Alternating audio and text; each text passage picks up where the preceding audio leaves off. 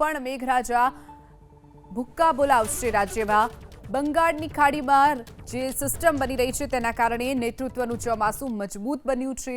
ગુજરાતમાં ચોમાસું બેઠું ત્યારથી જ ધોધમાર વરસાદ વરસી રહ્યો છે, ત્યારે હજુ પણ આગામી 4 દિવસ ભારે વરસાદની આગાહી કરવામાં આવી છે। આજે અરવલ્લી, મહીસાગર, દાહોદ અને છોટાઉદેપુરમાં ભારેથી અતિભારે વરસાદ ખાબકી શકે છે, તો ભાવનગર, અમરેલી, સાબરકાંઠા, પંચમહાલ, નર્મદા, નવસારી અને વલસાડમાં યલો એલર્ટ અપાયું છે। શરૂઆતના 10 દિવસમાં રાજ્યમાં સિઝનનો 25% વરસાદ વરસી ચૂક્યો છે।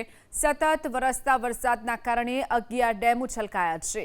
અન્ય 20 ડેમોમાં 80 થી 99% ભરાઈ જતા એલર્ટ પર મુકાયા છે, જ્યારે 11 ડેમો 70%થી પણ વધુ જળસંગ્રહ હોવાથી વોર્નિંગ પર મૂકવામાં આવ્યા છે। હજુ પણ આવનારા સમયમાં મેઘરાજા સમગ્ર ગુજરાતને ગમરોડી શકે છે। આવનારા સમયમાં જે વરસાદની આગાહી કરવામાં આવી છે, ભાવનગર, અમરેલી, નર્મદા, અરવલ્લી, મહીસાગર, દાહોદ અને છોટાઉદેપુરમાં ઓરેન્જ એલર્ટ અપાયું છે, જ્યારે સાબરકાંઠા, પંચમહાલ, નવસારી અને વલસાડમાં યલો એલર્ટ અપાયું છે।